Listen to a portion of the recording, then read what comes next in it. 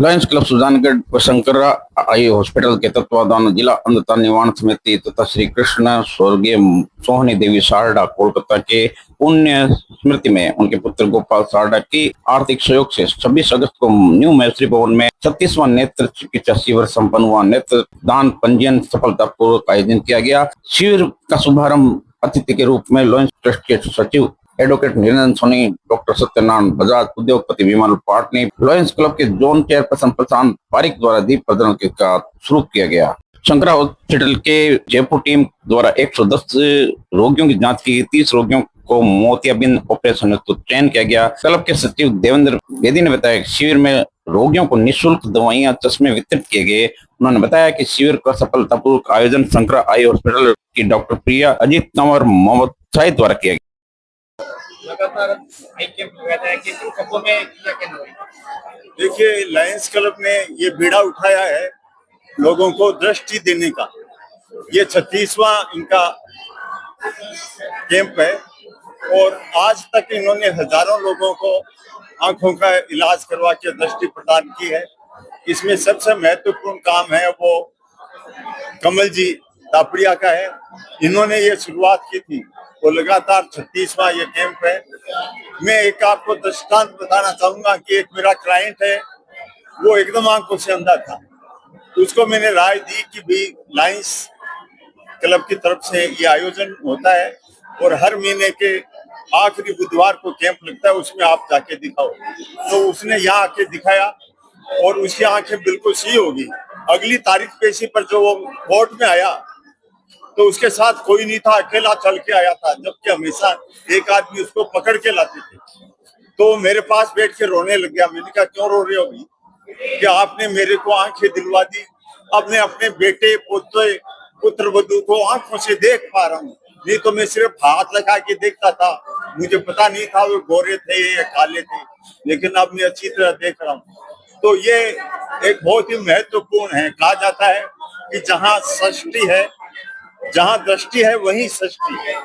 तो ये बीड़ा लायंस क्लब ने उठाया है जो महत्वपूर्ण है। मैं इनको साधुवाद देता हूँ।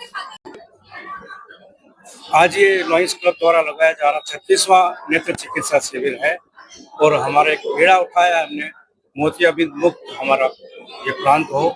इस कड़ी में हम लगातार कोशिश कर रहे हैं और शंकरा आई हॉस्पिटल और जिला अंतर निवारण समिति के सहयोग से सतत ये कार्य चल रहा है। हमारे भामाशाह आगे बढ़कर हमारा साथ दे रहे हैं और निरंतर हमें कैंप लगाने में सुविधा रहती है। इसके साथ ही हमने मुहिम चला रखी है, जो आप मीडिया वाले भी उसको बहुत हमारा सपोर्ट कर रहे हैं, उसको आगे बढ़ा रहे हैं। नेत्रदान की मुहिम, तो मेरी अपील है सभी जनता से कि आप नेत्रदान के लिए रजिस्ट्रेशन कराएं।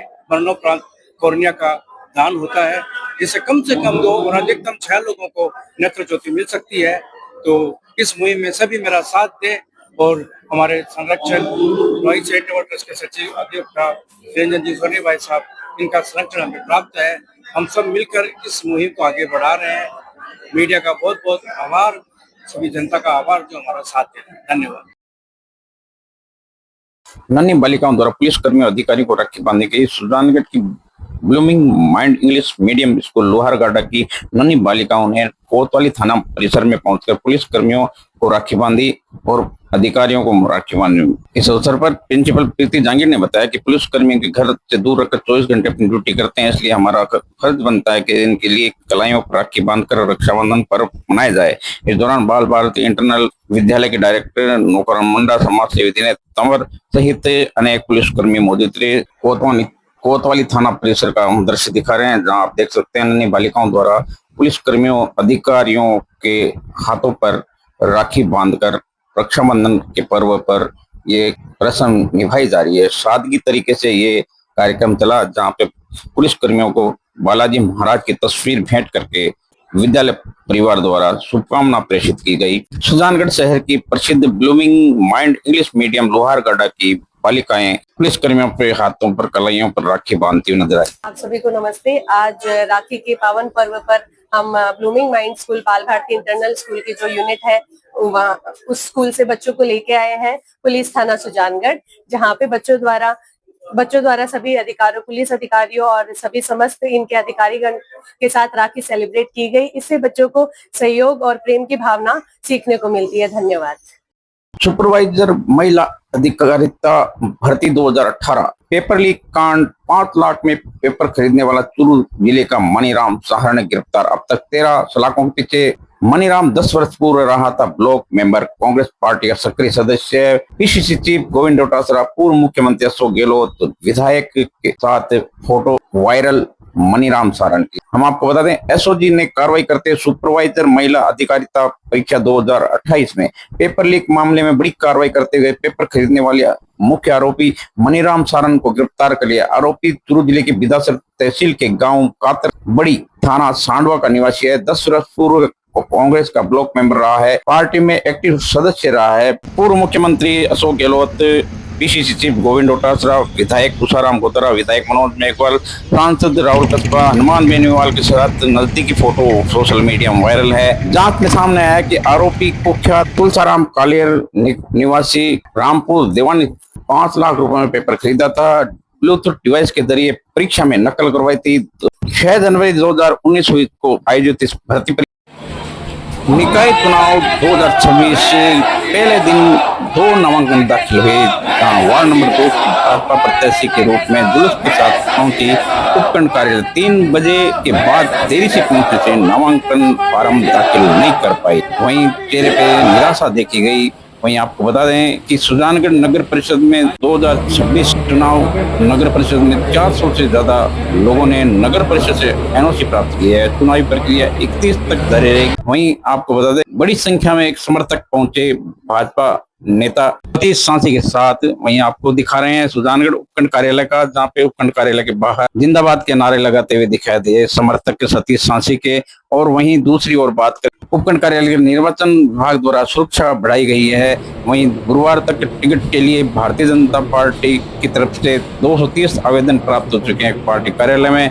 कांग्रेस की टिकट प्राप्त करने के लिए 127 आवेदन अब तक के मिली जानकारी के अनुसार मिले हैं। वहीं दूसरी ओर बात करें तो ये दृश्य हम उपखंड कार्यालय का दिखा रहे हैं। आप देख सकते हैं दृश्य में जा रहे हैं, लेट हो चुके हैं।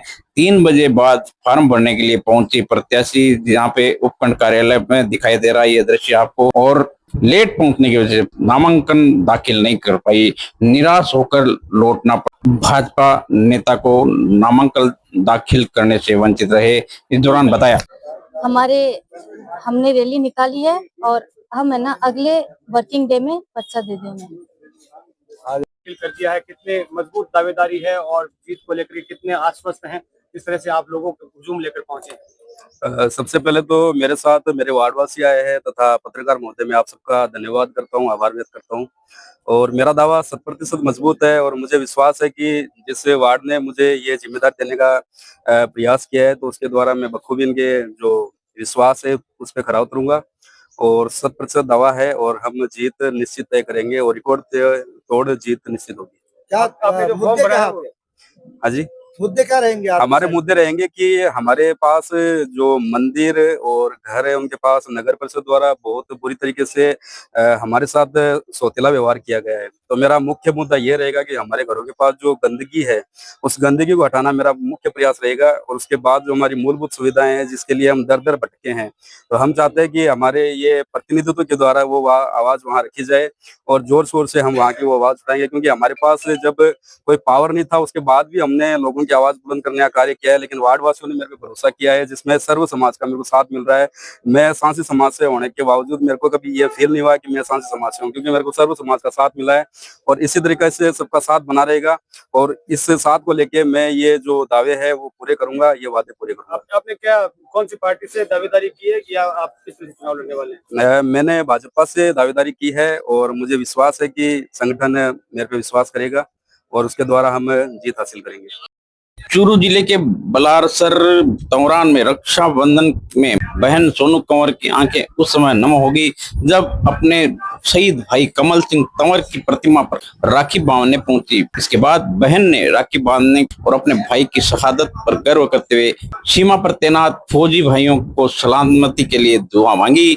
चूरू जिले के रक्षाबंधन के त्योहार पर धूमधाम से मनाया जा रहा है। बहनें भाइयों की कलाइयों पर रक्षा सूत्र बांधकर लंबी आयु की कामना करती है, तो वहीं शहीदों की बहनों ने भी शहीद प्रतिमाओं के कलाई पर राखी बांधकर शहीद भाई को याद किया।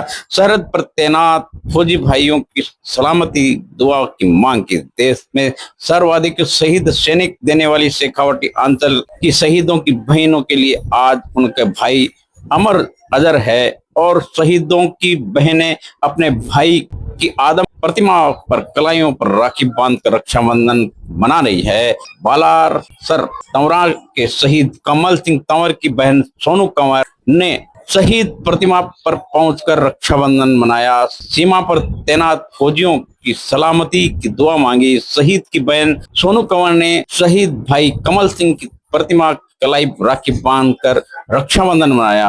अन्य रिश्तेदार बहनों ने शहीद की प्रतिमा पर कलाई की राखी बांधी। शहीद कमल सिंह तंवर की बहन ने बताया उनका भाई अमर है, उनके लिए आज भी जिंदा है। उनके भाई की शहीद की प्रतिमा कमल सिंह की प्रतिमा पर राखी बांधकर उन्हें याद किया।